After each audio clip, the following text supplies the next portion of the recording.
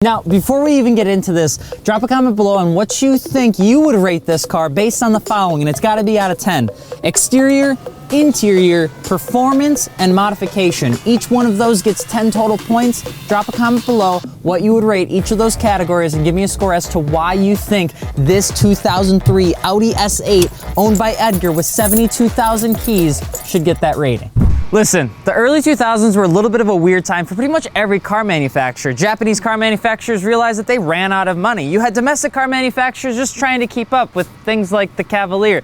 And then you had Audi just shaving bumpers and doing weird things because why would you ever not want to see exhaust tailpipes? That's kind of what we're looking at here, except they didn't screw it up as bad as the other ones. This is Edgar's 2003 Audi S8. In today's episode of Behind the Wheel, we're gonna be taking a look at if it's actually worth buying nearly a 15-year-old Audi that's a V8, that has 360 horsepower, that in all odds probably is not a good purchase by anyone, especially people like you and people like me, because whatever's happening underneath here is magical wizardry.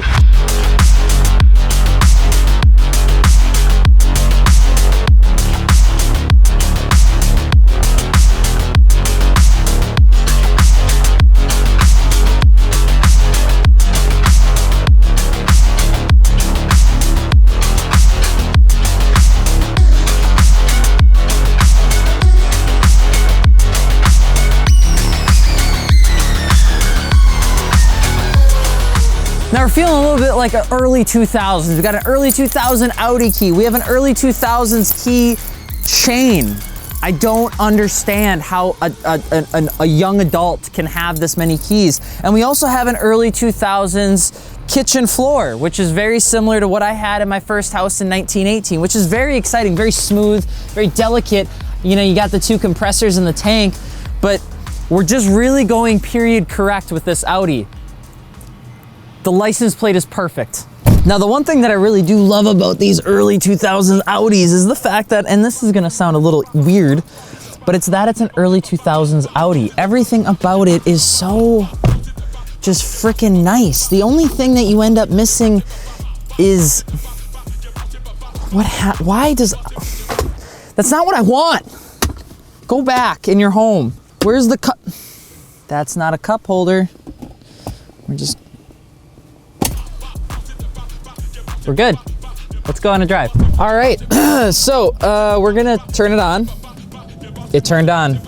We're already off to a great start. Another great thing about this is you never know what buttons may work and what buttons may not work. The seat works, that's great. Looks like we still have power steering, also good. Now the real test of if an Audi works is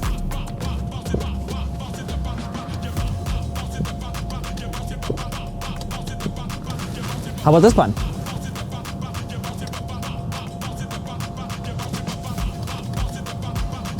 We're just gonna get on the road. All right, let me tell you a couple things about owning, buying, modifying an Audi or any sort of larger VIP car versus like a sports car equivalent, okay? First things first, you have to change everything that you know about modifying cars, because you're not modifying this car to be sexy and nimble and ultra fast. Even though these are a little bit quick, I will say they're pretty darn flashy. 5.5 seconds 0 to 60, that ain't too shabby. It's the driving experience that's oh so very nice. It is just a peaceful experience of joy.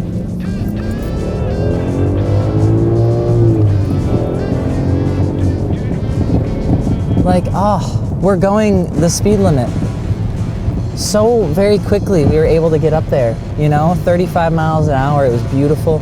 If you are looking to get an Audi 2000s, great buys right now. You can pick them up for a pretty good price. Outside of the B5 S4. Now, B5 S4 is kind of like the, I would argue, top of the line aftermarket demanded car right now in that generation of Audi.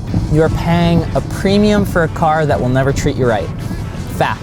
So the A8 was introduced, came with 335 for horsepower, came with some good torque, I think a mid 6-second quarter 0 to 60, which was awesome.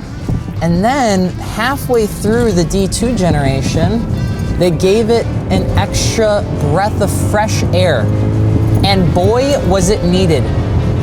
Because you got so much more horsepower You got so much more just control, specifically with the suspension. A lot of things they just tweaked and turned just a little bit before they went into the next generation in 2006 with the Audi S8. I mean, if you are looking to pick up this particular platform of car, the 2003, best year to go with. Like, try to stick to that year if you can. For my Audi fans, the 12 of them that are out there that are waiting for me to mention, yes, this is a rare spec combination car. The exterior is a rare color combination paired with the interior. I think they call it ox blood, which is essentially dark maroonish red leather.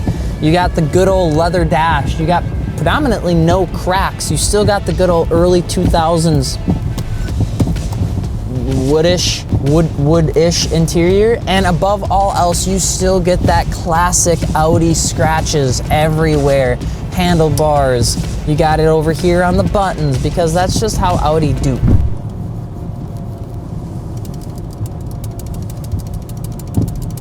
I broke mine one time.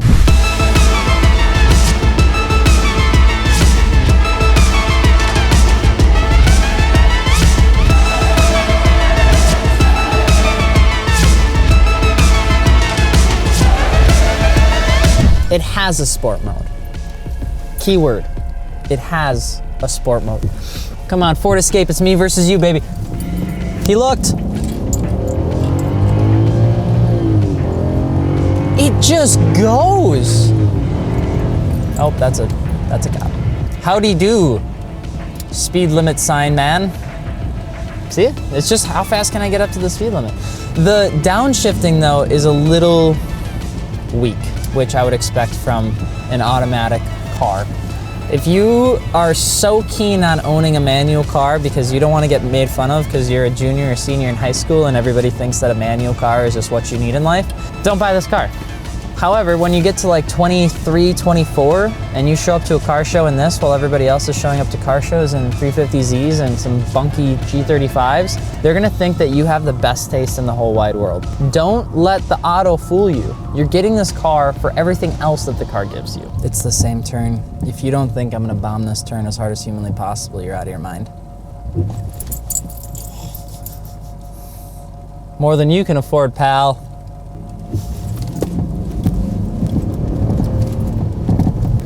You son of a bitch, Traverse. You are supposed to go into the right lane when you make a right-hand turn. You don't cross over lanes. You don't go across to the lane that you want to be in. You go in the lane that you're supposed to be in, and then you put your turn signal on. I glitched there for a second. And then you get into the left lane, all right? People like you, I don't like, okay? I hope your coffee is cold. I hope that email that you were supposed to send you forgot about, okay? We'll see you later. Loser.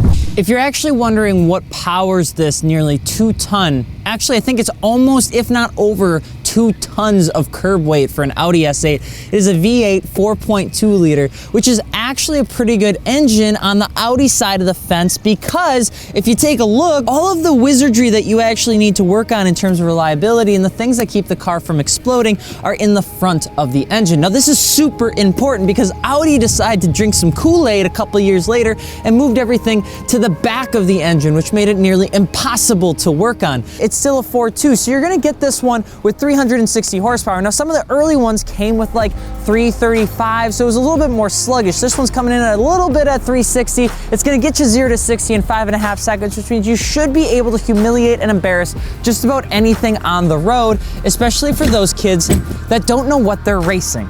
So while Edgar's 2003 Audi S8 is one of 100 in this color spec and it's got the ox blood interior, at the end of the day it's still an early 2000s Audi, and for what it is, it's pretty well put together outside of some random noise we found while we were driving the car. For our ratings, we give the interior an 8 and exterior a 6. Modification is definitely a 4, but the performance is still a 6. You still get 360 horsepower and you get everything that you need to still have a good time. And if I were to tag this car as a movie line, it would be like the Wish app of transporters, or like I still think Blackberries are cool, but it is a cool car.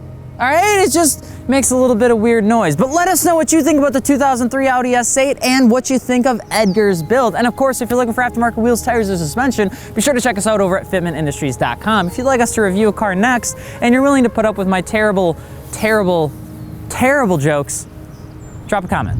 We'll see you later. Peace.